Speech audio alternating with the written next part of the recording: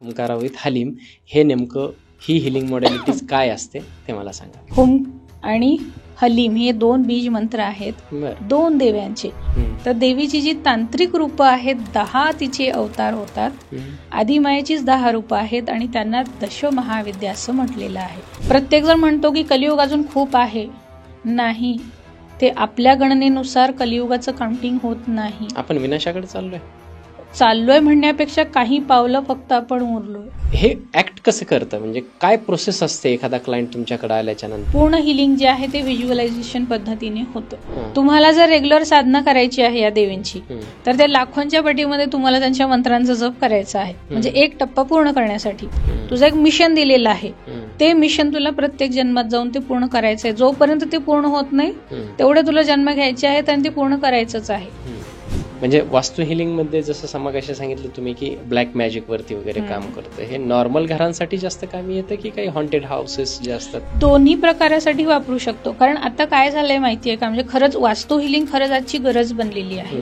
वर्षानुवर्ष हिमालयात तपश्चर्या करायला लागले, त्यांना अशा सिद्धी प्राप्त होत नाहीत. या लोकांना असं म्हणजे कुठे 5 दिवसात 10 दिवसात असं शिकून कसं काय या सगळ्या अशी हिलिंग देण्याची ताकद कसं काय यांच्याकडे येऊ शकते?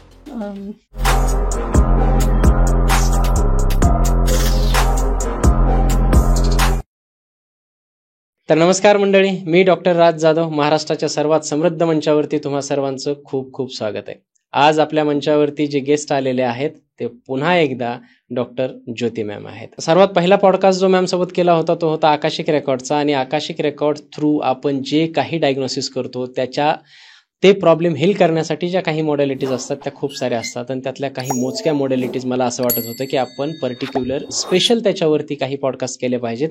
म्हणूनच आपण लांबा फेराचा एक अतिशय सक्सेसफुल पॉडकास्ट केला, आणि त्याच्यानंतर जो सर्वात रिअरेस्ट आणि सर्वात वेगळ्या धाटणीचा विषय होता तो होता हुंकारा विथ हलीम.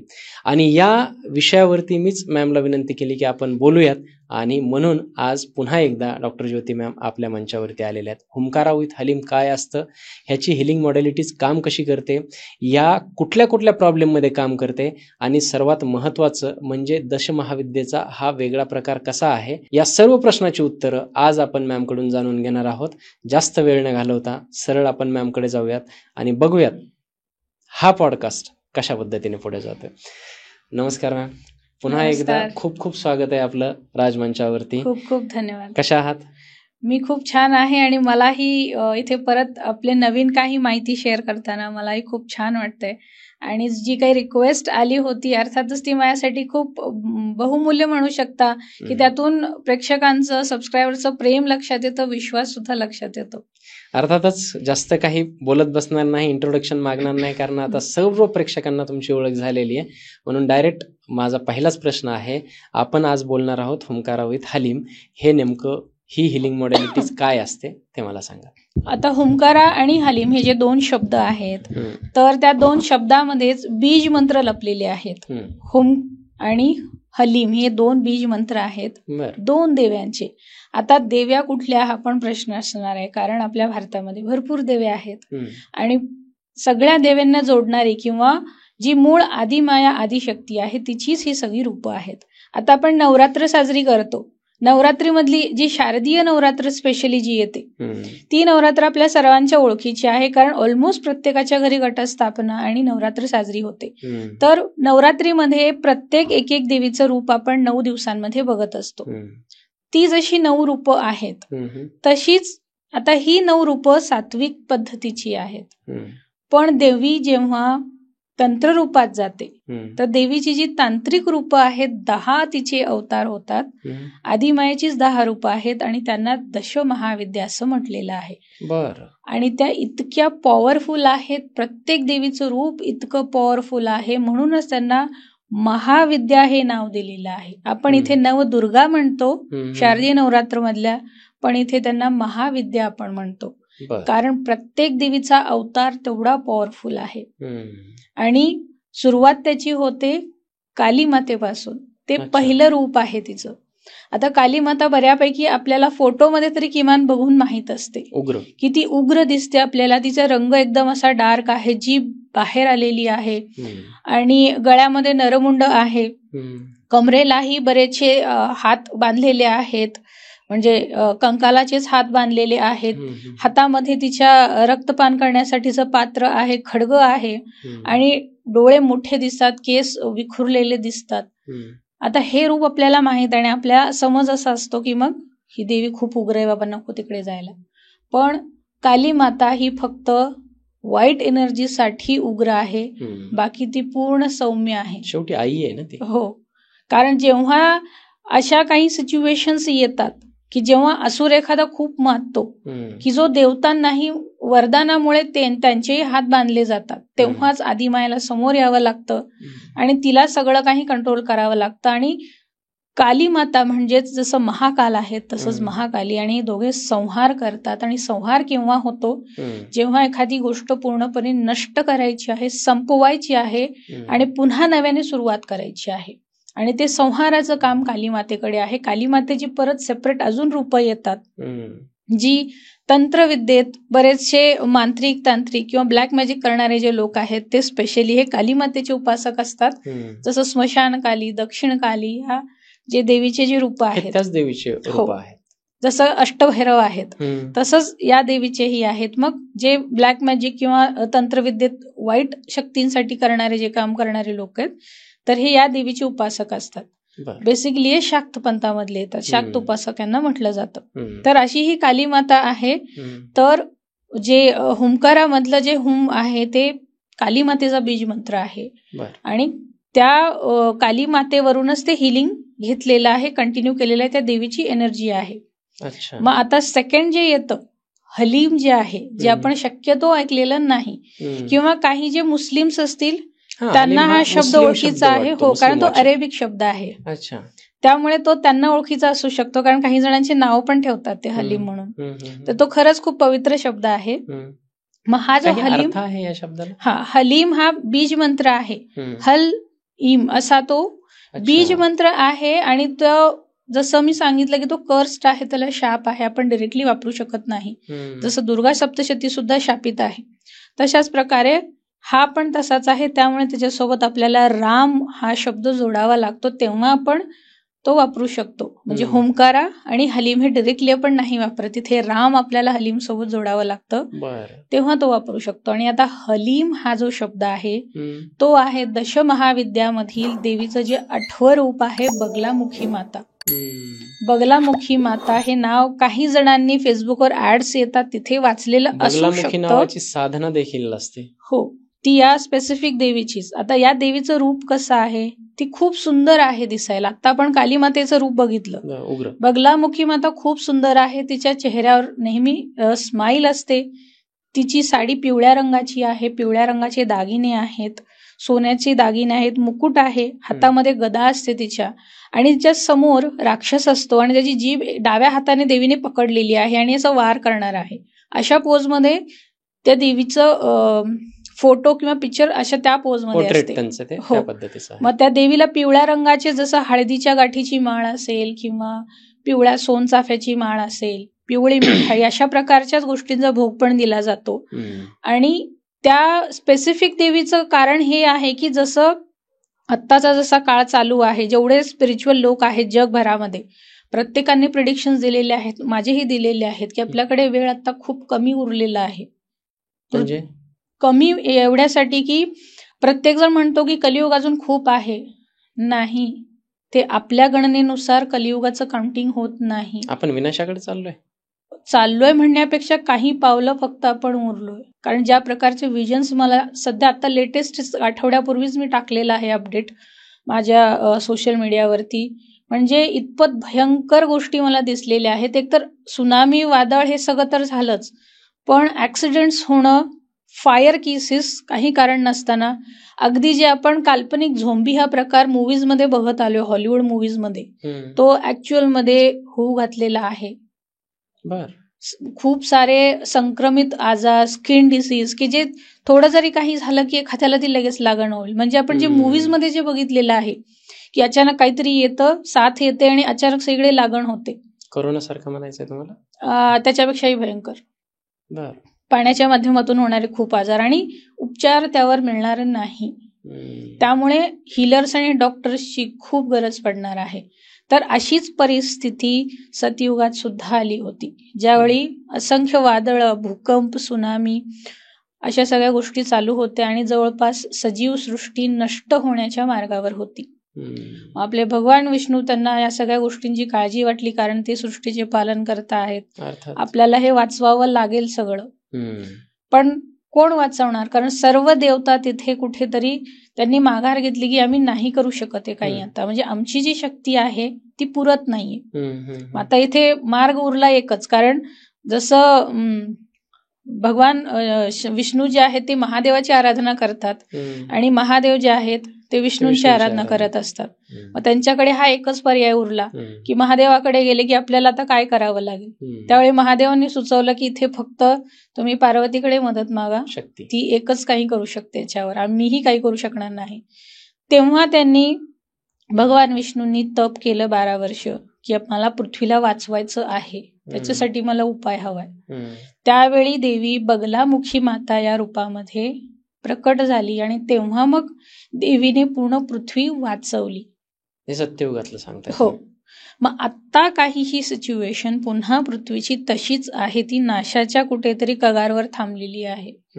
आणि आता पुन्हा म्हणून काली आणि बगलामुखी माता या दोन्ही एनर्जीची खरंच खूप गरज आहे. म्हणजे एक जी आहे ती संहार करेल आणि एक जी आहे ती पुनरुज्जीवन देईल. संहार वाईटाचा. मग हे दोन्ही मिळून बनवलेलं आहे जे हुंकारा आणि हलीम. वा. आणि ही ती टेक्निक आहे. हो. बर. जसं आपण हेलिंग मॉडॅलिटीज म्हणलं की, आणि आतापर्यंत आपल्याला ज्या ज्या टेक्निकचा किंवा याचा परिचय झाला त्याच्यामध्ये लांब फेरा असेल किंवा बाकीच्या टेक्निक्स, त्याच्यामध्ये आपल्याला काय होतं की त्याची एक टेक्निक आहे ती काही करण्याची. म्हणजे एखादा क्लायंट किंवा एखादा पेशंट तुमच्याकडे आला तर त्याला ठीक करण्यासाठी लांब फेरामध्ये जसे 2.5 फेरे मारले जातात, मग ते चक्रावरती आपण काहीतरी ड्रॉ करतो आणि ते मग ते सिम्बल्स ड्रॉ करून हे करतात. तसं ते हुंकारावित हलीम मध्ये आता हे झाली बॅक स्टोरी किंवा ज्याला आपण हुंकारावित हलीम म्हणतो. पण ते हे ऍक्ट कसं करतं, म्हणजे काय प्रोसेस असते एखादा क्लायंट तुमच्याकडे आल्याच्या नंतर हे वापरण्याची? ओके. सुरुवात जी झाली होती ना हुंकारावित हलीमची, ती ऍक्च्युली लामा फेरा सोबतच झाली होती. म्हणजे दोन्ही हिलिंग एकत्र करून दिले जात होते सुरुवातीच्या पिरियड मध्ये. हुंकारावित हलीम आणि लामा फेरा एक होते? नाही, दोन्ही मोडॅलिटीज कंबाईन करून दिल्या जात होत्या. म्हणजे हिलिंग देताना दोन्ही एकत्र करून दिले जायचे, पण नंतर मध्ये सेपरेट केलं गेलं. हा एवढा आश्चर्याने प्रश्न विचारण्याचं कारणच की लामा फेरा ही बौद्धांची टेक्निक आहे, बुद्धांची, आणि हे महाकाली म्हणजे पूर्ण हिंदू मायथॉलॉजीशी रिलेटेड वाटतंय थोडक्यात. तर हे एकत्र, जसं की मी लामा फेराचा पण आपण पॉडकास्ट केला तेव्हा बोलले होते की बुद्ध हे कुठल्याही एका कम्युनिटीशी ते संबंधित नाहीत, ते धर्मवाचक किंवा जातीवाचक नाही, ते हायली असेंडेड मास्टर आहेत. म्हणजे वर्ल्ड गुरु जसं मी म्हणाले होते तसं आहेत ते. आता इथे दोन्ही गोष्टी एकत्रच सुरू झाल्या होत्या, एकत्रितच कंबाईन करून हिलिंग दिलं जात होतं, कारण दोन्हींचे जे फाउंडर आहेत ते इंडियन आहेत. अच्छा, एकच आहेत की वेगळे? नाही, जे हुंकारावित हलीमचे जे आहेत ते SK सैनी सर म्हणून आहेत, तर त्यांनी ही टेक्निक शोधून काढली, डेव्हलप केली. मग नंतर हे आधी कंबाईन मध्ये होतं, नंतर सेपरेट मोडॅलिटीज केली हिलिंगची मोडॅलिटी, त्यामुळे ती वेगळी झाली. आता रेकीमध्ये जसं आपण हाताचे कप्स करून हिलिंग देतो, इतर काही ऍक्शन त्यामध्ये नसतात. लामा फेरामध्ये तुम्हाला ऍक्शन्स आहेत, स्टिक आहेत, तुम्हाला हिलिंग किट शिवाय तुम्ही हिलिंग करू शकत नाही, ते मॅन्डेटरी आहे. हुंकारा हलीम हे त्याच्या खूप पलीकडे आहे, तुम्हाला काहीच करायचं नाहीये तिथे. तुम्हाला हात कप सारखे करून हिलिंग द्यायचंही नाहीये, तुम्हाला किटची गरजही नाही, ऍक्शनही नाही. पूर्ण हिलिंग जे आहे ते व्हिज्युअलायझेशन पद्धतीने होतं. अर्थात इथेही सिम्बल्स आहेत, फक्त इथे सिम्बल्सची गर्दी केलेली नाहीये. 3च सिम्बल आहेत आणि 3 सिम्बल्सवरच सगळं काही होतं. आणि इथे हिलिंग देण्याची पद्धत अशी आहे की आपण आता कुठलंही हिलिंग देतो तेव्हा एक चक्राची कुठली तरी एक बाजू कन्सिडर केली जाते. म्हणजे आता समजा पाठीवर जर माणूस झोपलेला आहे, आपण वरच्या बाजूने त्याला हिलिंग देतो चक्राच्या. बरोबर. हुंकारा हलीम मध्ये तसं होत नाही, चक्राच्या प्रत्येक साईडला हिलिंग दिलं जातं. जे मागून पुढून, front, back, left, right, up, down अशा प्रत्येक बाजूला हिलिंग दिलं जातं. आणि जे तुम्हाला कुठलाही टूल लागत नाही. फार फार तर तुम्ही काली माता आणि बगलामुखी मातेचे फोटो फार फार तर वापरू शकता, कारण जे बीज मंत्र दिलेले आहेत ना देवींचे, जे आपण हिलिंग मध्ये इथे वापरतो, ते एवढे पॉवरफुल आहेत. म्हणजे नॉर्मल देवीचा जर तुम्ही एखादा मंत्र करायला गेला, सांगण्याची परमिशन आहे कुठले मंत्र आहेत ते? नाही. बर, ठीक. एक रेग्युलर जो साधनेचा जर कोणाला साधना करतोय जर कालीमातेचा, तर एक लेवल पर्यंत जाण्यासाठी त्याला एक लाखांचा एक टप्पा पार करावा लागतो मंत्राचा. ते मंत्र लाख वेळा उच्चारावे लागतात. आणि समजा तुम्ही आता हा जो हुंकारा हा जो शब्द आलेला आहे किंवा यातला जो बीज मंत्र आहे त्याचा एकदा केलेला जो मंत्राचा जप असेल तो 1,38,000 एवढ्या वेळा जप केल्याची त्यात ऊर्जा भरलेली आहे. आणि तसंच सेम बगलामुखी मातेचंही आहे. त्यांचा जो बीज मंत्र आहे तोही तसा लाखाच्या टप्प्यातच आहे तो सुद्धा. म्हणून ते इतकं पॉवरफुल आहे की ते प्रत्येकाला ती ऊर्जा सहन होत नाही. म्हणून आपण हे हिलिंग देताना पण वय महत्वाचं आहे ते. जसं की रेकी, लामा फेरा, प्राणिक, एंजल, क्रिस्टल कुठलेही हिलिंग द्या, तिथे तुम्हाला बंधन नाहीये, फ्री फ्लोईंग आहे. कारण त्या माइल्ड आहेत एनर्जीज आणि कोणाला हार्म करणार नाहीत. इथेही ऑफकोर्स हार्म करणार नाहीत, पण प्रत्येकाची शरीराची एक कॅपॅसिटी असते. जे काही आपलं स्थूल शरीर आहे त्याची कॅपॅसिटी आहे. त्यामुळे इथे वयाचं बंधन आहे. आपण सरसकट हुंकारा हलीम प्रत्येकाला देऊ शकत नाही. 10 वर्षाखालील छोटी मुलं आहेत, 60 वर्षापुढचे जे वयस्क असतील, आपण तिथे ही पद्धत वापरू शकत नाही, कधीच वापरायची नाही त्यांच्यावर. काय होतं म्हणजे नेमकं? कारण बेसिकली हे कसं काम करतं मी सांगते तुम्हाला. काली मातेचं जे हिलिंग आहे यात आणि बगलामुखी या दोघी मातांचं जे हिलिंग आहे, बगलामुखी मातेचं हिलिंग बेसिकली आपल्या विशुद्धी म्हणजे थ्रोट चक्रावर काम करतं. काली मातेचं जे आहे ते आपल्या थर्ड आयवर काम करतं, आज्ञाचक्रावर. हो, थर्ड आय म्हणजेच आपल्या मेंदूवर काम करतं ते. डिरेक्टली आपल्या मेंदूवर त्या व्हायब्रेशन्सचा परिणाम होत असतो. म्हणून आपण ते नाही देऊ शकत लहान मुलांना आणि वयस्क लोकांना. कारण त्यांच्या एकतर मेंदूची अजून वाढ होण्यात आहे, इथे नाजूक अवस्थेत आहे, आणि इथे असं आहे की तो थकलेला आहे मेंदू, बऱ्याचशा नसा कमकुवत झालेल्या असतात. मग ते कधी कधी असंही होऊ शकतं, एखादी नस फुटली, अशाही म्हणजे होऊ शकतात. ती एनर्जीच एवढी पॉवरफुल असते. म्हणून आपण तो एज क्रायटेरिया आपल्याला सांगितला गेलेला आपल्या गुरुकडून. याच्यामध्ये नाही होत, पण ते होऊ शकतात. गुरुचे तुम्हाला तसे हो. म्हणून जेव्हा ते शिकवलं जातं गुरुकडून, हे स्ट्रिक्टली सांगितलं जातं. एक तर हे रिस्ट्रिक्शन आहे. दुसरं रिस्ट्रिक्शन हे की समजा एखाद्याला वेड्याचे झटके येतात किंवा मानसिक संतुलन बिघडलेलं आहे किंवा ब्रेन स्ट्रोक किंवा मेंदूचे सिव्हिअर आजार आहेत, अशा पेशंटना आपण हुंकार हलीम नाही देऊ शकत. बरं. तिथे आपण दुसऱ्या हिलिंग मोडॅलिटीज ऑफकोर्स वापरू शकतो, सॉफ्ट आहेत. हो. आणि हे हुंकारा हलीम म्हणजे अगदी तुम्ही जर एखादं हिलिंग सेशन घेतलं हुंकारा हलीमचं, जेव्हा हिलिंग चालू होतं तेव्हापासून म्हणजे एक 20-25 मिनिटाचं हिलिंग एक सेशन समजा तुम्ही अप्रॉक्स, पूर्ण तेवढा वेळ आणि ते हिलिंग संपल्यानंतर सुद्धा बॉडी लिटरली व्हायब्रेट होत असते. म्हणजे तुम्ही विचार करा, रिसिव्हरची, म्हणजे तुम्ही विचार करा की त्यात कुठल्या लेवलची एनर्जी असेल. जसं आपला मोबाईल व्हायब्रेट होतो, ऑटोमॅटिकली आपली पूर्ण बॉडी व्हायब्रेट व्हायला लागते. जे दुसरं बाजूला पण कोणी असलेला जो माणूस असेल तो बघू शकतो ते की त्याची बॉडी ऑटोमॅटिकली व्हायब्रेट होते काहीही न करता. आणि अजून दुसरं एक रिस्ट्रिक्शन असं आहे की स्पेशली हुंकारा हलीमचं हिलिंग देण्यापूर्वी आणि हिलिंग दिल्यानंतर 1 तास हिलरनेही काही खायचं नाही आणि रिसिव्हरनेही काही खायचं नाही. देण्यापूर्वी देण्यानंतर, हो. हे नियम दोघांसाठी आहेत. बरं. नाही तर शक्यतो हिलरसाठी असे नियम नसतात, पण इथे मात्र हे दोन्ही आहेत आणि ते फॉलो करावेच लागतात. कारण ती एनर्जीच एवढी पॉवरफुल आहे, तर हिलरवर सुद्धा त्याचा इम्पॅक्ट होतो. ज्यांनी हिलिंग घेतलं ते त्यांचं म्हणणं हेच असतं, मॅडम माझी बॉडी अजून व्हायब्रेट होती. कारण ती तेवढी देवीची एनर्जी खूप पॉवरफुल आहे. कारण काली माता ही मोक्षाची देवता आहे, ती मोक्षाकडे नेते. आणि शेवटी शक्तीची एनर्जी म्हणजे ती कुंडलिनी आहे, कुंडलिनी शक्ती आहे. ती खूप पॉवरफुल असते, म्हणून ती सहन होत नाही. म्हणून कधीही आपल्या चक्रासोबत किंवा आम्ही कुंडलिनी जागृत करून देतो, थर्ड ऍक्टिव्हेट करून देतो हे सांगणारे ते कधी प्रकार करू नयेत. देवीची एनर्जी सोबत कधीही म्हणून खेळ करू नयेत. किंवा देवीची उपासना करताना, उग्र रूपाची उपासना करताना सुद्धा गुरुच्या मार्गदर्शनाशिवाय काहीही करू नये. काय प्रोसेस असते? मग अशी लामा फेराची जशी पूर्ण प्रोसेस सांगितली तशी हुंकारा हलीमची काय प्रोसेस असते? त्याच्यात जसं सांगितलं मी की आपल्या बॉडीमध्ये जसं 7 चक्राज आहेत. ठीक आहे, मी एक क्लायंट म्हणून तुमच्याकडे आलो हुंकारा हलीम घेण्यासाठी, काय म्हणजे त्याच्यात झोपावं लागतं, बसावं लागतं आणि काय असतं म्हणजे जरा थोडक्यात प्रेक्षकांसाठी? कुठलंही हिलिंग असो ते कम्फर्टेबल पोझिशन मध्येच आपण देतो. बसलं चालतं, पण जसं मी हे म्हणाले की खूप पॉवरफुल एनर्जी आहे, तुमची बॉडी व्हायब्रेट होते, त्यामुळे मणक्याला वगैरे काही होऊ शकतं. त्यामुळे पाठीवर सरळ झोपणं आणि कुठलंही प्लास्टिक, रबर अशा प्रकारचं काही त्याच्यावर तुम्ही झोपू नका. प्लास्टिक चटई आहे किंवा रबर मॅट आहे, अशा गोष्टी घ्यायच्या नसतात. तर फ्लॅट झोपायचं असतं आणि जी 7 चक्राज आहेत त्यावरच 3 सिंबल दिलेले आहेत फक्त, आणि तेवढ्या 3 सिंबल्सच्याच माध्यमातून जे ड्रॉ केले जातात. आता इथे काय होतं, प्रत्येक चक्रावर आम्ही ड्रॉ करत नाही.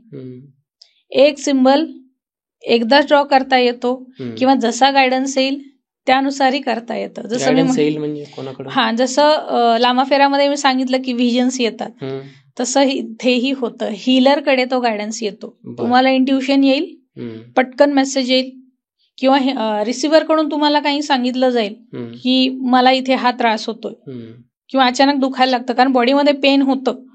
लामाफेरा असो, ओंकारा हलीम असो, जिथे ब्लॉकेज आहे तिथे तुम्हाला सहन न होणारा त्रास होतो, दुखायला लागतो.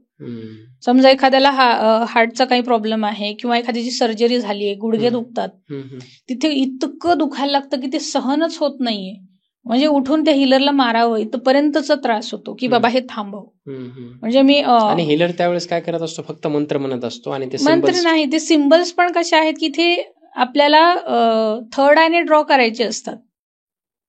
Vision, purely vision. हो, इथे ऍक्शन नाही, काहीच येत नाही. त्यावेळेस हिलर काय फक्त बसलेला असतो. हो, आणि हा त्याला गायडन्स येत राहतो. हो, तो झोपलेला असतो. रिसिव्हर जो आहे तो झोपलेला असतो. समजा त्याला काही जर दुसरे काही जाणवलं तर तो सांगू शकतो. जसं मी आता एक ऑफलाईन हिलिंग देत होते, तर फिमेल होत्या, 50+ एज असेल त्यांचं. मानसिक त्रासाचा त्यांचा प्रॉब्लेम होता की मला झोप वगैरे येत नाही किंवा मग ओव्हर थिंकिंगचा प्रॉब्लेम होता. माझी सगळी प्रोसेस हिलिंगची चालू आहे. म्युझिक लावून ठेवलेलं होतं हिलिंगचं, पण ते खूप माइल्ड होतं एकदम, म्हणजे क्लिअर प्रकारचं असतं म्युझिक. लामाफेराचं जसं सेपरेट येतं, शक्यतो मी लामाफेराचंच वापरते याला, ओंकारा हलीमसाठी सुद्धा. आणि ते खूप माइल्ड होतं, म्हणजे खूप काही असं डिस्टर्बिंग नव्हतं. माझी प्रोसेस चालू होती, पण त्यांचे नंतर मी मध्ये मध्ये मला गायडन्स येईल तसं मी डोळे उघडून बघते पण की नेमकी काय प्रोसेस चालू आहे, कारण ही एनर्जी एकतर खूप हाय असते, त्यामुळे लक्ष ठेवावं लागतं. त्यांच्या चेहऱ्यावरचे एक्सप्रेशन खूप वेगळे होत होते, असे हात वगैरे असे हलतायत सगळे. मग नंतर त्यांनी मला सांगितलं की तुम्ही काय वाजवत होता का माझ्या कानाजवळ? म्हटलं नाही, माझी जी प्रोसेस आहे हिलिंगची मी ते शांत होते. ते म्हटलं म्हणजे कानात ना काहीतरी असं इतकं काहीतरी असं पोखरतंय, असं आतमध्ये होत होतं आणि खूप असं कर्कश आवाज येत होता माझ्या कानातून. आणि जसं ते हिलिंग संपत आलं, म्हणजे एक 20-25 मिनिटाचा कालावधी संपत आला, ते असं दूर गेल्यासारखं हळूहळू कानातून असं निघून गेल्याचं मला पूर्ण जाणवलं, असं त्यांनी मला सांगितलं. मी काहीच वाजवलं नाही, काहीच केलं नव्हतं. त्या दिवशी मी सिंगिंग बाउल सुद्धा वाजवलेला नव्हता, काहीच नव्हतं. तर ती नेगेटिव्ह एनर्जी होती त्यांची, ती निघून गेली होती. मग हे अशा प्रकारचे अनुभव सुद्धा क्लायंटला हिलिंगच्या वेळेला येत असतात. त्यावेळी गरज ओळखून कधी कधी मग तिथे रेकी पण मग मिक्स करावी लागते. समजा पेशंट जर क्लायंट खूपच जर डिस्कम्फर्ट वाटलं त्याला, पहिल्यांदा जर तो घेतोय, मग त्यावेळी परत तिथे रेकी वगैरे किंवा एंजल हिलिंग वगैरे मग मिक्स करून त्यांना परत नॉर्मल मग करावं लागतं. मग ते म्हणून एज क्रायटेरिया तेवढ्यासाठीच आहे. बरं, म्हणजे सिंपल की काय की तुम्हाला हे हुंकारा हलीम सिद्ध होण्यासाठी बगलामुखी देवीचे आणि कालीमाता देवीचे तेवढ्या मंत्राचा जाप करून तुम्हाला ते सिद्धी पावतं? नाही, अजिबात नाही. तोच तो फरक आहे. तुम्हाला जर रेग्युलर साधना करायची आहे या देवींची, तर त्या लाखोंच्या पटीमध्ये तुम्हाला त्यांच्या मंत्रांचा जप करायचा आहे, म्हणजे एक टप्पा पूर्ण करण्यासाठी. बरं. पण जेव्हा तुम्हाला गुरुकडून अट्युनमेंट मिळते, ती तेवढी साधना केल्याबरोबरचीच असते ती. हा फरक आहे तो. बरं. तेवढी एनर्जी त्या बीज मंत्रांमध्ये दिलेली आहे. हे तुम्ही कोणाकडून शिकले? हे पण मी डॉक्टर प्रदीप सरांकडूनच शिकले. बरं, म्हणजे हे एकच गुरु इतक्या सगळ्या मॉडॅलिटी शिकवू शकतो? हो, ते 300+ मोडॅलिटीचे एक्सपर्ट आहेत, म्हणजे त्यांचा एक्सपिरियन्सच 30+ इयर्सचा एक्सपिरियन्स आहे. बरं. त्यांनी त्यांच्या वयाच्या 17व्या वर्षापासून रेकीची प्रॅक्टिस सुरू केली आणि तेव्हापासून ते सगळं शिकत गेले. कुठल्या प्रॉब्लेमसाठी जास्तीत जास्त लोक ही स्पेशल हिलिंग मॉडॅलिटी घेण्यासाठी येतात, किंवा ही जास्तीत जास्त कुठल्या प्रॉब्लेम मध्ये कामी येते?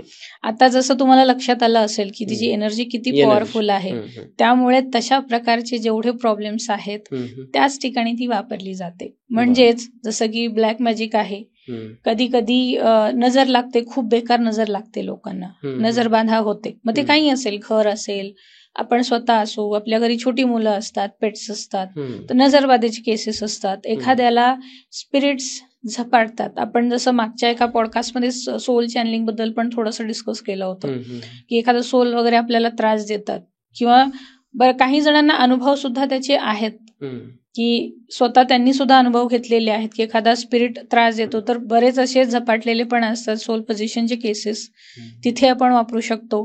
जिथे जिथे टार्गेट ओरिएंटेड जॉब्स आहेत, जसं सेल्स मार्केटिंग आहे की तिथे तुम्हाला मोठं टार्गेट दिले ते अचीव्ह करायचंच आहे, मग ते मेंटल प्रेशर येतं तेवढं, तिथे आहे. किंवा स्टुडंट्स, आता तर स्टुडंटची अवस्था खूप वाईट आहे. म्हणजे माझ्याकडे 80% केसेस स्टुडंटचे येत असतील हिलिंग मध्ये. पर्टिक्युलर ही हिलिंग घेण्यासाठी?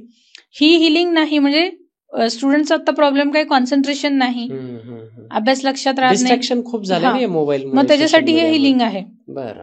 कॉन्सन्ट्रेशन, तुमची मेमरी पॉवर, आणि एकंदरीत स्टुडंटचं जे काही एक माइंड असलं पाहिजे, त्याचं बिहेवियर असलं पाहिजे, डिसिप्लिन, ते सगळं डेव्हलप करण्यासाठी होमकारा हलीम बेस्ट आहे. या सगळ्या ज्या गोष्टी आहेत, किंवा एखादा आजार असेल किंवा आयुष्यातला एखादा प्रॉब्लेम जो फक्त तुमच्या मेंटल स्ट्रेसमुळे तयार झाला, बरेचसे आजार हे मेंटल स्ट्रेसमुळेच होत असतात शरीरावर. मग हे अशा प्रकारचे जे आजार असतात तिथेही होमकारा हलीम हे बेस्ट ऑप्शन आहे. मग समजा या एनर्जी सोबत आपण म्हणून ते लामा फेरा आणि होमकारा हलीम जे आहे ते कंबाईन एवढ्यासाठी केलं जायचं, कारण ते ऑलरेडी ब्लॅक मॅजिक रिमूव्ह करतेच, पण इथे अजून पॉवरफुल एनर्जी आहे की जे बाकीचं काही, जसं स्पिरिट पोझिशन सांगितलं, मी एखाद्याला झपाटलेले केसेस असतात, माझ्याकडे बरेच येतात ते तसे रिडिंगसाठी. तर तशा ठिकाणी आपण होमकारा हलीम खूप चांगल्या प्रकारे वापरू शकतो. फक्त एजचा जो क्रायटेरिया आहे तो मात्र फॉलो करावा लागतो.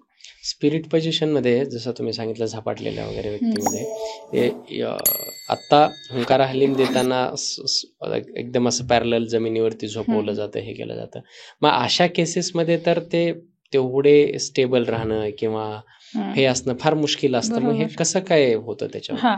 जसं इतर हिलिंग मोडॅलिटीचं पण आहे की तुम्ही डिरेक्ट पण देऊ शकता किंवा डिस्टंट हिलिंग पण, मग तसंच इथे पण आहे. फोटो लागेल, पूर्ण फोटो लागतो, आणि मग सेम तशीच प्रोसेस ती हिलिंगची केली जाते. त्यांना डिरेक्टली तिथे आणलंच पाहिजे, समोर असलंच पाहिजे असं काही नाही, शांत होते ती व्यक्ती.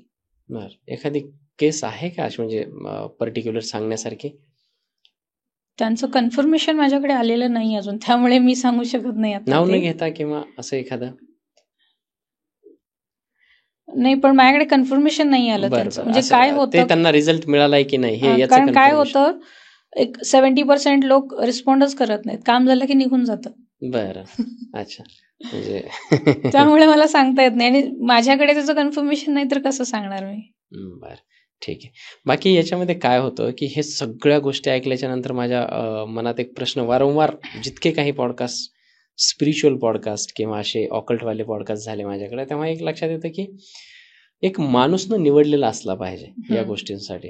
कदाचित ठीक आहे, शिकू कोणीही शकतं, परंतु त्याच्यात मास्टर होण्यासाठी एक तो चोजन वन असला पाहिजे, तो निवडक असला पाहिजे देवाचा. त्याची स्पिरिच्युअलिटीची जो रिअल्म आहे, जो त्याची लेवल आहे ती फार हायर असली पाहिजे असं मला वाटतं. मग कधी कधी प्रेक्षकांच्या मनात, माझ्या मनातही प्रश्न येतो की 5 वर्ष 4 वर्ष, कारण जे मागे पॉडकास्ट झाले त्याच्यामध्ये जे सर्वात जास्त प्रश्न विचारलेले गेले होते त्याच्यात असं होतं की अहो, वर्षानुवर्ष हिमालयात तपश्चर्या करायला लागले, त्यांना अशा सिद्धी प्राप्त होत नाहीत. या लोकांना असं म्हणजे कुठे 5 दिवसात 10 दिवसात असं शिकून कसं काय या सगळ्या अशी हिलिंग देण्याची ताकद कसं काय यांच्याकडे येऊ शकते? मग याच्यावर विश्वास बसत नाही, मग लोक याला अंधश्रद्धा म्हणायला लागतात. या प्रश्नाचं काय उत्तर आहे तुमच्याकडे? आता प्रश्न विचारणं किंवा डाऊट घेणं त्यांनाही चुकीचं म्हणता येत नाही, कारण समोर तशी उदाहरणं पण खूप आहेत जे बोंदुगिरी करणारे खूप झालेले आहेत. त्यामुळे हा प्रश्न पडणं साहजिक आहे. आणि जसं तुम्ही म्हणालात की चोजन वन, ऑफकोर्स आहे.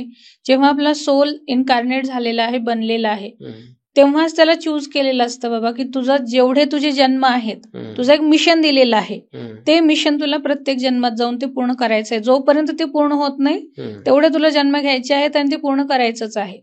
आणि ज्याला ते मिशन दिलेलं आहे त्याचं पर्सनल लाईफ मध्ये ते मॅटर करत नाही, तो तेवढ्यासाठीच निवडलेला आहे. मग त्याचं बालपणापासूनच ते सगळं मागे लागतं. जसं माझं जर सांगायला गेलं तर मुळात माझा जन्मच असा झाला की म्हणजे आमच्या कुळदेवतेकडे माझ्या आई वडिलांनी नवस करून लिटरली माझा जन्म झाला. आणि ऑलरेडी माझी 2 मोठी भावंड आहेत, तरी सुद्धा त्यांनी नवस केला होता. खूप वाट बघावी लागली त्यांना, तेव्हा माझा जन्म झाला. आणि जन्म झाल्यानंतरही ऑफकोर्स जे स्पेशल सोल्सचे पेरेंट असतात त्यांना सुद्धा खूप सफरिंग येतात त्यांच्या वाटेला. सुरुवातीला खूप गोष्टी, छोट्या छोट्या गोष्टींसाठी त्यांना झगडत बसावं लागतं. मटेरियलिस्टिक लॉसेस खूप होतात, समाजाकडून कुठला सपोर्ट मिळत नाही. आणि थोडक्यात हे कशासाठी असतं की तो जो स्पेशल चाइल्ड, जो कोणी सोल आहे, तो स्वतःहून तयार व्हावा याच्यासाठी असतं. त्याला डिस्कम्फर्ट लहानपणापासून दिला जातो, प्रत्येक बाबतीमध्ये त्याला स्ट्रगल शिकवला जातो. तसंच झालं माझंही. आणि लहानपणापासून मला ते ड्रीम्स अजून लक्षात आहेत, म्हणजे लहानपणापासूनचे, म्हणजे अगदी 3.5 वर्षापासूनच्या माझ्या मेमरीज आहेत. तर ते शोधत शोधत शोधत जायचे मी. मला उत्तर देणारं कोणी नाही, शोधत जायचं हे याचा अर्थ काय आहे. आणि ऑफकोर्स मला ते मिशनच दिलेलं होतं ना, त्यामुळे माझ्याकडे युनिव्हर्स उत्तरं पण द्यायचा वेगवेगळ्या माध्यमातून. अगदी कधी कधी असं व्हायचं की अगदी बेसिक गोष्ट म्हणजे जे मार्गशीर्ष गुरुवार येतात, आईला कधी कधी लक्षात राहायचं नाही. मला बरोबर म्हणजे एक गुरुवार पुढच्या आठवड्यात आहे तर मला लिटरली लक्ष्मी माता स्वप्नात येऊन सांगायची. मग मी कॅलेंडरमध्ये जाऊन लगेच बघायचे आणि आईला सांगायचे, आई गुरुवार सुरू होतोय, हे करायचं आहे. अशा प्रकारच्या खूप घटना ते चालू राहायच्या. आणि हे तेव्हापासूनची माझी साधना तुम्ही म्हणू शकता. सगळ्या ज्या काही छोट्या छोट्या गोष्टी असतात, लहान मुलं खेळणं आहे, टीव्ही बघणं, एन्जॉय करणं, आपल्याला काही टेन्शन नाही, हे असं आयुष्य मी कधीच जगले नाही. किंवा मला त्या सगळ्या गोष्टींमध्ये इंटरेस्ट पण कधी नव्हता. किंवा मग कॉलेजमध्येही मी वेगळीच बसायचे, एका बेंचवर मी एकटीच बसायचे, माझ्या बाजूला कोणी नको असायचं मला, कारण पूर्ण बेंच मला बसला पाहिजे, गर्दी नको. किंवा मग ते कुठेतरी कोणीतरी असं कुजबुज करणं किंवा शिकत असताना काहीतरी डिस्टर्ब करणं, हे असले प्रकार मला नको असायचे. किंवा कॉलेजमध्ये बेसिकली जे लोक एन्जॉय करणं किंवा क्लासेस बंक करणं हा प्रकार, हे असलं कधीच केलं नाही मी. कारण मी कधी त्यात मला इंटरेस्ट वाटायचाच नाही, मला प्रश्न वेगळे पडलेले असायचे. मग हे का होतं असं सगळं, जेव्हा तुम्ही चोजन वन आहात, आणि तेव्हापासून माझे हे मेडिटेशन किंवा मंत्र जप हे सगळं चालूच होतं. आणि असं काही नव्हतं की बाबा की मला रेडीमेड काही मिळालं नाही. जसं मी सांगितलं, वेगवेगळ्या माध्यमातून मला गायडन्स यायचा, मी सरेंडर राहून ते फॉलो करत जायचे. मग नंतर नंतर मला प्रश्न पडायला लागला, थोडंसं शाळेत अजून हायस्कूल लेवलला गेल्यानंतर थोड्या गोष्टी अजून क्लिअर व्हायला लागल्या. आणि तेव्हा पुढे गेल्यानंतर एक अजून दुसऱ्या देवीबद्दल कळालं की जी आमची दुसरी अजून एक कुळदेवी आहे, जी इतकी वर्ष कोणाला माहित नव्हती. आता ते कोण आहे, काय आहे, हे सगळी शोधाशोध चालू झाली. ती देवी कुठे आहे, ती देवी कराड मध्येच आहे, महाराष्ट्रामध्येच. मग ते कोणी स्थापन केलं, तिथून मग जेव्हा महाराष्ट्रामध्ये भाट हे एक आहेत किंवा कर्नाटकमध्ये हेळवी हे म्हटलं जातं की ज्यांच्याकडे तुमच्या सगळ्या जनरेशनचा डेटा असतो, ते प्रत्येक पिढ्यानपिढ्या मेंटेन करत असतात. त्यातून एक नाव मिळालं, सर्जेराव थोरवत. आता हे नाव आमच्यासाठी वेगळं होतं कारण एवढं शोधत कोणी गेलं नव्हतं की हे कोण आहे बाबा, एवढ्या मागे जाऊन काय झालेलं आहे, कारण त्यांच्यापासून आमचं पूर्ण सगळं आयुष्य सगळं चेंज झालेलं होतं. त्यांची मी आता 9वी जनरेशन आहे. आणि ते महादेवाचे भक्त होते. ते जिथे राहायचे तिथे खूप मोठा मठ आहे महादेवांचा. आणि बेसिकली तिथे जातीयवाद खूप होतो पूर्वीपासूनच, कारण तो मठ जो आहे तो एक स्पेसिफिक जातीच्याच अधिपत्याखाली आहे. पण हे भक्त असल्यामुळे रोज पहाटे उठणं, नदीवर जाऊन आंघोळ करायची, 5 किलोमीटर चालत जायचं, दर्शन घ्यायचं, परत 5 किलोमीटर चालत यायचं, हा त्यांचा नित्यक्रम ठरलेला होता. ते कधी चुकवायचे नाहीत. आणि त्या मठामध्ये रेग्युलरली अन्नदान होत असतं, ज्याला दासोह असं म्हटलं जातं. जसं गौरी असेल, गणपती आहे किंवा श्रावण महिना आहे, अशा सगळ्या वेळेला अन्नदान केलं जातं. आता अन्नदान हे शेवटी प्रत्येक जीवासाठी आहे, मग ते माणूस असो, किडामुंगी असो किंवा एखादा दरवाजात उभं राहिलेलं कुत्र असो, प्रत्येकासाठी आहे. पण तिथे एका वेळी असं झालं की सर्जेरावांच्या लक्षात आलं की तिथे एक ठराविक कम्युनिटीच्याच लोकांना एका रूम मध्ये जेवायला दिलं जाते आणि बाकी सगळ्यांना ताटकळत बाहेर उन्हात थांबवलेलं आहे. त्यांना ती गोष्ट आवडली नाही. त्यांनी तो दरवाजा बंद केला आणि ते रागाने निघून आले. जेवण वगैरेंचं आटोपलं सगळं, आतमधलं दरवाजा काढायला बघतायत, निघत नाहीये. कोणी लावलं, काय झालं काही माहित नाही, कारण बाहेरून ते आता जसे लॅचेस असतात किंवा लॉक लावलं जातं असं काहीच नाहीये, पण तो दरवाजा उघडत नाहीये. आतून धडपड सुरू झाली आहे सगळी. शेवटी एक पर्याय उरला की जे मठाचे स्वामी आहेत, मठाधिपती आहेत, अर्थात तेही सिद्ध असतात, त्यांचे स्वतःचे साधना असतात, बऱ्याच कठीण परीक्षेतून ते तिथपर्यंत पोहोचलेले असतात. त्यांच्याकडे मदत मागायला धावलेलो की लोक आत अडकलेले आहेत, त्यांना बाहेर काढायचंय. त्यांना फक्त त्यांच्या अंतर्ज्ञानाने कळालं की सर्जेराव नावाची व्यक्ती आहे आणि हे त्यांनी केले. इथे मी इंटरफिअर करू शकत नाही, तुम्ही जा, त्यांना शोधा, तेच याच्यावर उपाय सांगतील. मग जे रेग्युलर आता ते रोज जात होते, त्यामुळे तिथे काम करणाऱ्या लोकांना माहित होतं की हे कुठे राहतात. त्यांच्या घरी पोहोचले लोक, 5 किलोमीटर शोधत आले. पर्याय नाही, कारण आज सगळे लोक अडकलेले आहेत. गेल्यानंतर त्यांनी सांगितलं की तुम्ही काय केलं, दरवाजा बंद का झालाय, तुम्ही तो दरवाजा उघडा आधी. सगळे लोक अडकलेले. ते बोलले मी नाही काढणार तो दरवाजा, जोपर्यंत तुम्ही या जातीय भेद बंद करत नाही, सर्वांना समान वागणूक देत नाही, तोपर्यंत दरवाजा तसाच राहील. शेवटी त्यांना एक्सेप्ट करावं लागलं की इथून पुढे आम्ही हे बंद करणार आणि प्रत्येकाला समान वागणूक देईल, जो येतो त्याला जेवायला आम्ही देणार.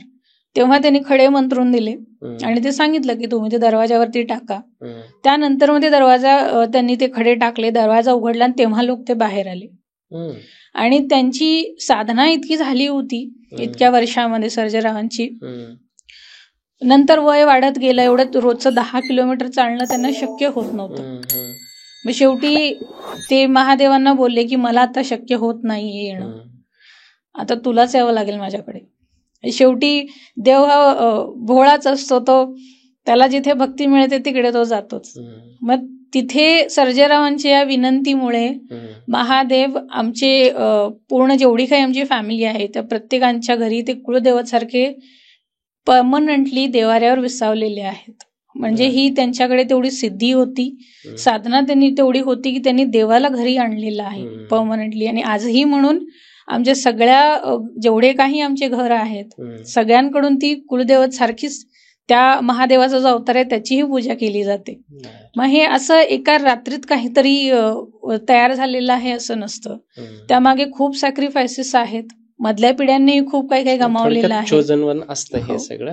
आणि मलाही तोच प्रश्न पडतो की काहीतरी साधना, काहीतरी त्याच्या मागे हिस्ट्री असल्याशिवाय ते कोणालाही साध्य होऊ शकत नाही. असंच असलं पाहिजे. म्हणजे वास्तू हिलिंग मध्ये जसं समाकाशी सांगितलं तुम्ही की ब्लॅक मॅजिक वरती वगैरे काम करतं, हे नॉर्मल घरांसाठी जास्त कामी येतं की काही हॉन्टेड हाऊसेस जे असतात? दोन्ही प्रकारासाठी वापरू शकतो. कारण आता काय झालंय माहितीये का, म्हणजे खरंच वास्तू हिलिंग खरंच आजची गरज बनलेली आहे. कारण घरामध्ये आजकाल कुठलंही एक सात्विक वातावरण उरलेलं नाही. कुठल्या घरामध्ये मंत्र पठण होत नाही, कुठल्या आपल्या कुलदेवतेचं स्मरण होत नाही, किंवा घरामध्ये वाटेल तेव्हा नॉनव्हेज बनवलं जातं, घरामध्ये स्मोक केलं जातं, ड्रिंक केलं जातं, भांडणं होत असतात आणि कुठला दिवस काही बघितलाच जात नाही. त्यामुळे घरातली ओव्हरऑल जी एनर्जी आहे ती बिघडलेली असते. यासोबतच बऱ्याचदा मी हेही बघितलं कित्येक घरांमध्ये वास्तुपुरुष नाही, निक्षेपित केलेलाच नाहीये. मला तर एका क्लायंटने सांगितलं, मी स्वतःच मी घरामध्ये गणपतीचा फोटो लावला, पूजा केली आणि राहायला आलो. हा मला खरंच अचंबित करणारा प्रश्न होता. म्हटलं तुम्ही वास्तुशांती केलीच नाही का?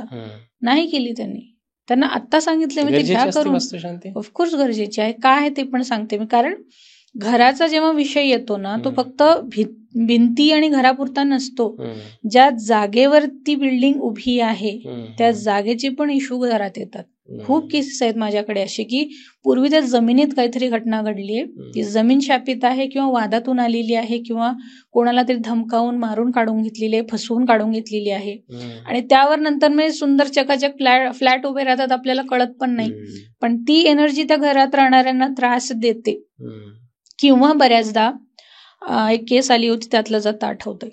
फ्लॅट त्यांचा खूप छान आहे, एरिया सगळं चांगलं, म्हणजे घरात विशेष असा काही प्रॉब्लेम नाही, पण फक्त घराच्या किचन मध्ये प्रॉब्लेम आहे.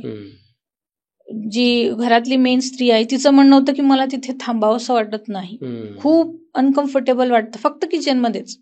जेव्हा मी रिडिंग केलं आकाशिकमध्ये मला दिसलं एक छोटी मुलगी ना, म्हणजे जेव्हा तिचं कन्स्ट्रक्शन चालू आहे तर जे लेबर येतात त्यांची छोटी मुलगी वरून पडली तिथे आणि ती एक्सपायर झाली. छोटी मुलगी आहे, म्हणजे एक 7-8 वर्षांच्या आतली, असे पूर्ण केस असे थांबलेले दिसत, कोरडे माती भरलेले असे केस, मळलेला फ्रॉक आहे आणि तिच्या हातामध्ये एक मळलेलं सॉफ्ट टॉय पण मला दिसत होतं आणि तिचं सॉफ्ट टॉय जे आहे तिथे मला किचनमध्ये दिसत होतं. आणि ती मुलगी जेव्हा पडली तेव्हा आत्ता जिथे किचन आहे तर त्या ठिकाणाहून ती खाली पडली होती ती मुलगी. मग तिचा तो सोल उदास आहे, दुःखी आहे, त्रासात आहे. मग ती एनर्जी त्या आत्ता घरात राहणाऱ्या स्त्रीला त्रास देते. मग हे फक्त वास्तूचं नाही तर त्या जमिनीचं सुद्धा कन्सर्न मॅटर करतो. खूप घरांचं मी बघितलं असं आहे. म्हणून माझ्या ठिकाणी हे हिलिंगचे प्रकार कामी येतात आणि शहरातल्या घरांसाठी तर ते गरजेचं आहे. कारण आपल्याला माहित नाही आजकाल कुठेही बिल्डिंग उभ्या राहतात, कुणाची जमीन होती, कशा प्रकारे घेतली काहीच माहित नसतं. आणि गावाकडे इश्यू वेगळा होतो. गावाकडे आपलेच पूर्वज आपल्याला त्रास देतात. समजा एखादं जुनं घर आहे आणि ते तुम्हाला रिनोव्हेट करायचं आहे, नाही करू देत बऱ्याचदा तुम्हाला अँसेस्टर्स, कारण त्यांच्या इमोशन्स फिलिंग जोडलेले आहेत. त्यांचं म्हणणं असतं आम्ही कष्टाने एक एक ते वीट जोडून बनवलेलं आहे, सगळं आमचं आहे, ते सगळं तुम्ही का डिस्टर्ब करताय. किंवा शेत जे खूप बऱ्याचदा शेताच्या केसेस येतात की त्या वाटण्या होत नाहीत किंवा भांडणं होतात किंवा कोणीतरी जबरदस्ती बळकावलेलं आहे. बऱ्याचदा अँसेस्टरच तो व्यवहार होऊ देत नाहीत. मग अशा ठिकाणी हिलिंग खूप गरजेचं आहे म्हणून, कारण तिथे एनर्जी अडकलेल्या आहेत. आपण हुंकारा हलीम मध्ये एनर्जी कॉर्ड्स कट करतो. कुठे जिथे कुठे कनेक्टेड आहे, तुमच्या पास्ट लाईफची असो, अँसेस्टरशी असो किंवा एखाद्या स्पिरिटशी जोडलेली असो, ती कॉर्ड कट होते. मध्ये हिलिंग मध्ये प्रोसेस आहे, एक स्टेप आहे की पास्ट पासून तुमचं सगळं कॉर्ड कटिंग करणं चालू होतं, पास्ट प्रेझेंट फ्युचर पर्यंत असं पूर्ण प्रोसेस. कारण ते सिम्बलच असं आहे, एक जे सिम्बल त्यातलं आहे ते म्हणजे एखादं जसं काटेरी चाक कसं दिसेल जे कंटिन्युअसली फिरते, जे धारदार तीक्ष्ण आहे, तशा प्रकारचं ते सिम्बल आहे. एक सिम्बल जे आहे काली मातेचं आणि ते रोटेट होतं. मग ऍक्च्युअल मध्ये त्या कॉर्ड्स ज्या आहेत ना ते कट करत जातं सगळं त्या. मग ह्या ज्या कुठल्या कुठल्या कॉर्ड्स आहेत ज्या आपल्याला माहित नाहीत त्या सगळ्या कॉर्ड्स कट करण्याचं काम हुंकारा हलीम करतं. म्हणून फक्त वास्तू नाही तर जमिनीशी जरी संबंधित असेल तर तिथेही ते म्हणून गरजेचं आहे. हो. घरामध्ये निगेटिव्ह एनर्जी आहे हे काही कसं कळतं? एक तर तुम्हाला कदाचित आकाशिक रेकॉर्ड्स किंवा हे, पण सामान्य लोकांना कळण्याचे काही पॅरामीटर्स आहेत? खूप सोप्या सोप्या गोष्टी आहेत. एक तर घरामध्ये झोप व्यवस्थित लागत नाही, पहिली गोष्ट कोणालाच, म्हणजे एका पर्टिक्युलर माणसाचं नाही. तर कोणीतरी म्हणेल की नाही मला झोप लागत नाही, असं नाही, मोबाईल घेऊन बसणार आणि झोप लागली नाही असं नाही. 50% लोकांचा तो प्रॉब्लेम, 50 नाही घरातला प्रत्येक वयोगटातल्या माणसाचा तो प्रॉब्लेम असेल. घरात कुठलीही चांगली गोष्ट कधी घडणार नाही, सतत एक डिस्टर्बिंग एनर्जी राहील, भांडणं होत राहतील, छोट्या छोट्या गोष्टींवर वाद होणं, लहान मुलांचं विनाकारण रडणं असेल, पैसा घरात टिकत नाही, एकतर येत नाही, आला तर तो कुठे गेला कळत नाही, कंटिन्युअसली सगळ्यांची हेल्थ खराब होते आणि ऍक्सिडेंट्स होणं किंवा अचानक जॉब जाणं, लॉसेस होत राहणं आणि फ्रेश वाटतच नाही घरात, की थांबूच नाही अशी अवस्था होते माणसाची, की नाही मला नकोच इथे. मग अशा घरातले जे लोक असतात बऱ्याच जण ते जास्त वेळ बाहेर राहणं प्रिफर करतात. म्हणून मग हे काही सायन्स आहेत किंवा काही सोप्या टेक्निक पण तुम्ही वापरू शकता. जसं की एखाद्या काचेच्या ग्लासमध्ये पाणी घ्यायचं आहे, त्यामध्ये जे मोठं खडे मीठ येतं ते टाकायचं आहे आणि एक ते घरभर फिरवायचा सगळा तो ग्लास, मोकळं मीठ, त्यात पाणी आणि मीठ, हो दोनच गोष्टी टाकायच्या. पूर्ण जेवढ्या काही रूम्स आहेत सगळीकडे ते फिरवायचं आहे आणि इंटेन्शन सेट करायचं की जर घरामध्ये काही नेगेटिव्हिटी आहे, नेगेटिव्ह एनर्जी आहे कुठल्याही प्रकारची असेल तर त्या पाण्याचा रंग बदलतो. तर असं काही असेल तर मला ते युनिव्हर्सने साईन द्यावं, हे इंटेन्शन सेट करायचं आणि अशा कुठेतरी ठिकाणी ते ठेवून द्यायचं की जिथे कोणी त्याला डिस्टर्ब करणार नाही. ते तुम्ही कुठे बेडच्या खाली ठेवू शकता किंवा उंचावर पण कुठे ठेवू शकता आणि सारखं जाऊन जाऊन बघायचं नाही त्याच्यात की काय फरक पडलाय का असं नाही, तर तसंच ठेवून द्यायचं डिस्टर्ब न करता. हे तुम्ही एक रात्र ठेवू शकता, म्हणजे रात्री ठेवून दुसऱ्या दिवशी चेक करू शकता किंवा मग 7 दिवस. ओके. समजा त्या पाण्याचा कलर चेंज झाला तर मग नक्की मेजर कन्सर्न आहे, मेजर प्रॉब्लेम आहे. बऱ्याचदा पाणी काळं होतं, अगदी हिरव्या रंगाचं झालेलं मी बघितलेलं आहे. म्हणजे घर सगळं स्वच्छ आहे, असं नाही की नाहीतर मग कोणाच्या तरी डोक्यात असेल, वरून काहीतरी पडलं असेल म्हणून कलर बदलला असेल, असं नाही. तर खरंच तसं काही आहे. काही काही घरामध्ये जीन वगैरे असतात. म्हणजे माझ्याकडे केस आली होती, जीन बॉडीमध्ये आहे त्यांच्या झपाटलेला. तर मग असंही असतात, जीन असेल तो रंग हिरवट होतो, पाण्याचा रंग कधी कधी ब्लॅक होतो, की जे हे एक आहे, हे करू शकता तुम्ही. किंवा नॉर्मल आपला जो लिंबू आहे पूर्ण पिकलेला, तो एकामध्ये 2 तुकडे करायचे आणि घरात जेवढे कोपरे आहेत प्रत्येक घराच्या कोपऱ्यामध्ये तो कापलेला अर्ध्या लिंबाचा तेवढे लिंबू लागतील, तर ते तेवढे तुकडे प्रत्येक कोपऱ्यामध्ये ठेवायचे आहेत. जर खरंच नेगेटिव्ह एनर्जी असेल घरामध्ये तर तो लिंबू कुजतो, घाणेरड्या पद्धतीने कुजतो. किती दिवसानंतर, किती वेळेनंतर? एक 3-4 दिवसानंतर दिसतोच ते. बर. आणि जर नाही तर मग नॉर्मली तो सुकेल. बर. हे खूप सोप्या पद्धती आहेत म्हणजे आयडेंटिफाय करण्याच्या निगेटिव्हिटी. अच्छा, मग अशी जर काही निगेटिव्ह एनर्जी असेल घरामध्ये तर या टेक्निकने आपण ते दूर करू शकतो. ओके, हॉन्टेड हाऊसेस मध्ये सुद्धा हे टेक्निक वापरली जाऊ शकते. खूप छान मॅम, थँक्यू सो मच. असं वाटतं की आता बोलत राहावं, ऐकत राहावं, अजून एखादी हिलिंग मॉडेलिटी घ्यावी, परंतु वेळेचं बंधन तुम्हालाही आहे, मलाही आहे, आणि प्रेक्षकांना सुद्धा जर अगदीच पुढे एखाद्या हिलिंग मॉडेलिटीजवरती ऐकायचं असेल, मला स्वतःलाच खूप जास्त क्युरिओसिटी मॅमकडून काही अजून ऐकून घेण्याची. तुम्ही सुद्धा सांगा, अजून कुठल्या विषयावरती मॅमसोबत बोलायचं असेल तर आपण नक्कीच त्यांना पुन्हा या मंचावरती आमंत्रित करू. राहिला विषय, या पॉडकास्टच्या अंती इथे हे ऐकताय म्हणजे आत्तापर्यंत तुम्ही ऐकलाच असेल पॉडकास्ट, तर तुमच्या मनात काहीही प्रश्न असतील याला घेऊन अजून दुसऱ्या विषयाला, तर तुम्ही विचारू शकता. मी ते प्रश्न तुमचे वाचून मॅमसाठी विचारेन. आणि जर मॅमशी कनेक्ट करायचं असेल तर त्यांच्या कॉन्टॅक्ट डिटेल्स आपण डिस्क्रिप्शनमध्ये देणारच आहोत, तुम्ही मॅमशी सुद्धा कनेक्ट करू शकता.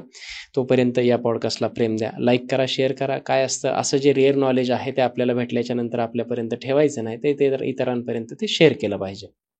अत्यंत महत्त्वपूर्ण.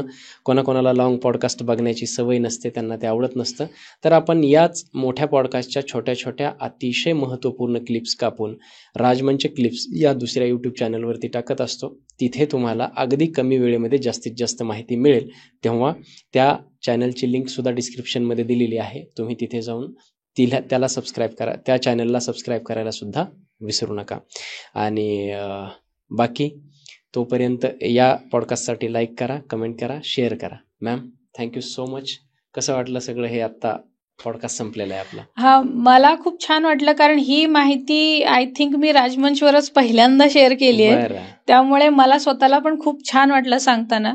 कारण कसं असतं, खूप माहिती असते आणि ती पोचवायची पण असते खूप जणांपर्यंत, मग एखादं व्यासपीठ पण ते मिळणं पण खूप गरजेचं असतं. त्यामुळे आज मी स्वतः ही एक वेगळी माहिती सांगितल्यामुळे मला स्वतःला पण खूप आनंद आहे. Thank you so much. आणि असंच येत राहाल तुम्ही अशी खात्री आहे. Thank you so much. धन्यवाद.